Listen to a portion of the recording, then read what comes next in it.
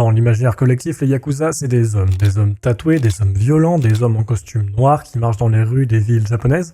C'est des chefs de clan entourés de gardes du corps, des serments de loyauté, des guerres de territoire. C'est des figures qui sont devenues presque mythologiques, que le cinéma japonais a transformé en symbole d'un Japon criminel et mystérieux. Mais derrière cette image, il y a un tout autre monde qui existe, celui que les films ne montrent pas vraiment, ou très peu d'entre eux, le monde des femmes. Les femmes au sein des Yakuza. Elles pouvaient être aussi bien des épouses, des maîtresses, des personnes qui géraient les établissements liés au clan, ou autrement des filles de chefs de clan qui étaient nées directement dans ce milieu, directement dans tous les codes, dans toute l'honneur des Yakuza, et qui devaient subir cette vie par naissance.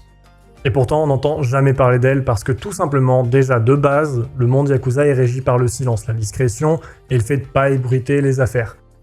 Donc, on met vraiment un point d'honneur à ne pas trop en montrer, donc les hommes sont les figures emblématiques des Yakuza, mais les femmes sont un peu plus cachées, un peu plus discrètes. Il y a certaines femmes qui ont passé leur vie dans cet univers, qui sont nées dedans et qui n'ont jamais pu en sortir, et certaines qui ont été attirées par l'univers, parce que, mine de rien, pendant le XXe siècle, les Yakuza, ils avaient un aspect un peu Robin des Bois. C'était des criminels, mais qui, pendant les catastrophes naturelles, pouvaient totalement aider la population et fournir même des abris et des financements pour les aider à se nourrir, qui pouvaient aussi financer des commerces, aider les personnes à ouvrir leurs entreprises. Donc en fait, ils avaient vraiment ce côté un peu justicier, mais pas trop non plus, parce qu'ils faisaient quand même des crimes, et tout le monde le savait. Mais ils aidaient la population. Donc beaucoup de femmes étaient attirées par ça et finissaient par rentrer dans le milieu, et la plupart, une fois qu'elles se rendaient compte des vérités, voulaient en sortir. Et malheureusement, elles pouvaient pas. Parce que derrière le côté justicier masqué, justement, derrière le côté Robin des Bois, il y a beaucoup de choses qui sont pas montrées et qu'elles vont découvrir que en y rentrant. Ça va être tout le côté violence, infidélité, tromperie, mais également tout ce qui va être les descentes de police, tout ce qui va être les contrôles en permanence, la vie avec une pression monumentale. Et tout ça, c'est quelque chose que peu de gens sont prêts à subir. Donc aujourd'hui, on rentre dans ce monde caché, on va découvrir la place qu'occupaient réellement et qu'occupent encore les femmes au sein des Yakuza. On va même découvrir l'histoire de la seule et unique femme reconnue Yakuza de l'histoire. Donc je vous emmène dans le monde des femmes Yakuza. Vous êtes prêts? C'est parti! Pour comprendre la place des femmes chez les Yakuza, faut déjà comprendre une chose essentielle. Les Yakuza ne fonctionnaient pas uniquement comme un groupe criminel. Comme on l'a vu dans une vidéo sur les Yakuza qu'on a déjà fait, ils se voient vraiment comme une famille. Et d'ailleurs, c'est toute leur structure qui repose sur cette idée. Les chefs Yakuza, on les appelle les Oyabun, littéralement la figure proche du père. Et les membres du clan, ils étaient liés par des relations de type familial, avec des notions de fidélité et d'obéissance extrêmement fortes. Et forcément, dans un système qui se pense comme une famille, les femmes, elles ont toujours eu un rôle très particulier. L'épouse d'un chef Yakuza, par exemple, pouvait parfois être traitée avec énormément de respect à l'intérieur du clan. Pas parce qu'elle possédait officiellement du pouvoir, mais parce qu'elle représentait quand même une forme de stabilité familiale et symbolique. Dans certains cas, elle gérait une partie des relations sociales du clan, elle organisait les réceptions, elle maintenait les liens entre certaines familles, ou servait même d'intermédiaire dans certaines tensions internes. Il y en a certaines qui étaient pratiquement vues comme les mères du clan. Et ça, c'est quelque chose qu'on va retrouver quand même énormément dans les organisations criminelles traditionnelles, parce que même dans un monde extrêmement patriarcal, parce que oui, les clans Yakuza, ça reste très patriarcal, les femmes qui sont proches du centre du pouvoir ont quand même une énorme influence. Même si oui, ça se voyait pas vraiment d'un point de vue public, parce que dans l'après-guerre japonais, l'attente envers les femmes d'un point de vue de la société était très conservateur. Il fallait vraiment qu'elles restent à leur place. Et dans les clans Yakuza, c'était encore plus extrême. C'était vraiment, fallait pas qu'elles se mêlent de quoi que ce soit. Une femme, à ce moment-là, ça devait répondre à des critères. Respectueuse, loyale, calme, et ne pas faire perdre la face à son mari. Parce que l'image et l'honneur, c'était la chose la plus importante. Même quand un homme appartenait à une organisation criminelle, il fallait quand même maintenir une apparence de normalité. Les femmes savaient parfaitement que leur mari participait à des activités illégales, mais elles devaient continuer à jouer le rôle de l'épouse japonaise irréprochable. Et dans un pays où le regard des autres a énormément d'importance, cette pression psychologique pouvait vraiment devenir énorme. Et il y avait aussi une contradiction très violente dans la manière dont les femmes étaient et sont toujours traitées. Les hommes Yakuza exigent souvent une loyauté absolue de leur épouse, alors que de leur côté, les infidélités sont largement tolérées. Les baronnesses faisaient d'ailleurs partie intégrante de l'univers des Yakuza, et beaucoup de clans entretiennent des liens avec ces établissements-là pour les affaires, on va dire. Il faut aussi parler de quelque chose d'important, c'est le danger. Parce qu'être femme de Yakuza, c'est vivre dans une instabilité constante.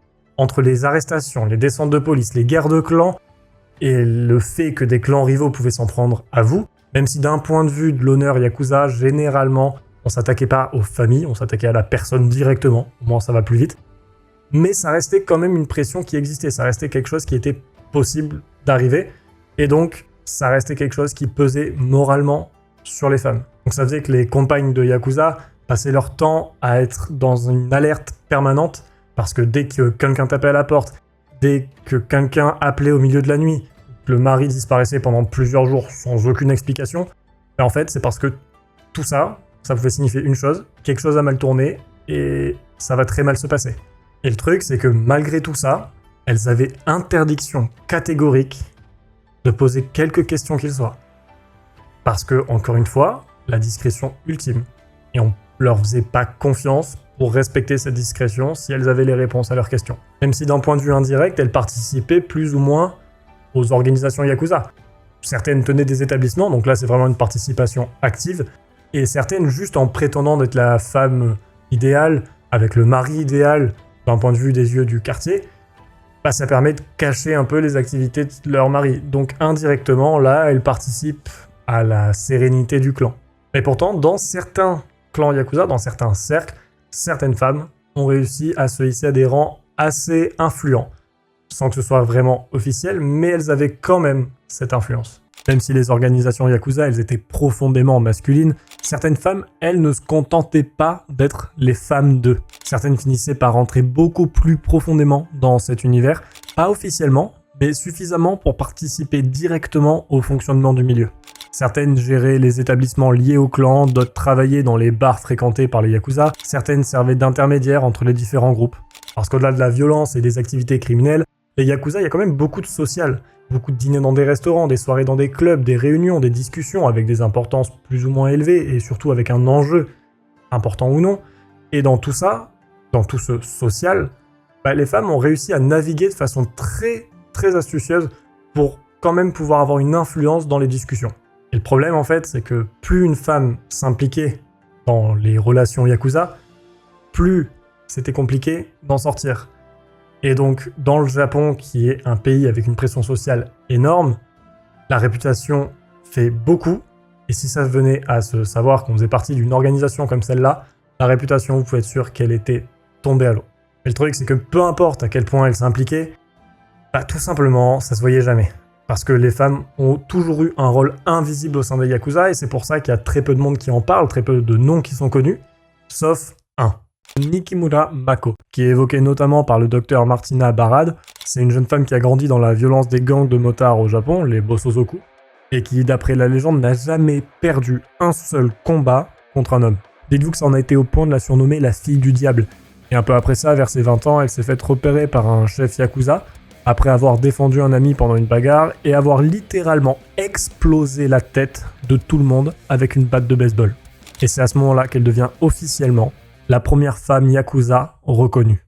Sauf que le truc, c'est que la vie de Yakuza, c'est pas fait que de crimes, de blanchiment d'argent et d'adrénaline, parce qu'elle va passer par une phase de bizutage qui va durer 3 ans, où, littéralement, elle va être la boniche du clan. Tout ce qu'elle va faire, c'est récurer les toilettes et faire des cafés. C'est un petit peu la stagiaire des temps modernes, mais un peu plus vénère quand même. Mais elle va finir par réussir à avoir des missions qui lui seront confiées. D'abord, ça va être de récupérer de l'argent de la prostitution et le ramener au clan. Mais le truc, c'est qu'elle est hyper exigeante envers elle-même. Dès qu'elle va avoir le malheur de faire une petite erreur, elle va se couper un doigt avec le rituel du Yubitsume. Elle est devenue tellement pro dans sa façon de faire que c'est elle qui coupait les doigts de ses collègues Yakuza quand ils avaient un peu trop peur de le faire eux-mêmes. Elle va même finir par essayer de monter sa propre distribution de drogue, ce qui va faire qu'elle va être totalement virée et exclue de son clan. Mais elle va se marier avec un membre d'un des plus gros clans Yakuza japonais, le clan Yamaguchi Gomi. Bon, le mariage va être très loin d'un conte de fées, les deux passent leur temps à se battre, et là je parle pas de dispute, ils se battent vraiment, au point où c'est leurs propres enfants qui vont appeler la police pour les faire arrêter. Et quelques années plus tard, Nishimura va raccrocher totalement du monde du crime organisé, et divorcer de son mari, mais perdre la garde de ses enfants au passage. Mais elle reste une exception, parce que ce qui se passe la plupart du temps, c'est que les femmes qui sont attirées par le monde Yakuza, ou un Yakuza en particulier, vont suivre la même logique psychologique. C'est que d'abord, c'est l'attirance par l'argent, les restaurants, les boîtes privées, les salons VIP, les voitures de luxe. Et le truc, c'est que tout ça, c'est bien beau, mais ça dure pas. Parce que progressivement, la façade, elle tombe, et ce qu'elle découvre, c'est la jalousie, le rapport de puissance, la domination, la peur constante, la criminalité, et surtout une sensation de « je ne peux plus m'en échapper ». Et c'est probablement ce qui va rendre les témoignages comme celui de Nishimura Mako aussi importants, parce qu'ils permettent de comprendre quelque chose qu'on oublie souvent. Derrière le fantasme des Yakuza, il y a aussi des êtres humains enfermés dans ce système extrêmement lourd psychologiquement. Des femmes qui vivaient dans la peur constante de voir leur vie basculer, des femmes qui devaient protéger les apparences, des femmes qui pouvaient aimer sincèrement quelqu'un, tout en sachant que cette personne appartenait à un monde dangereux.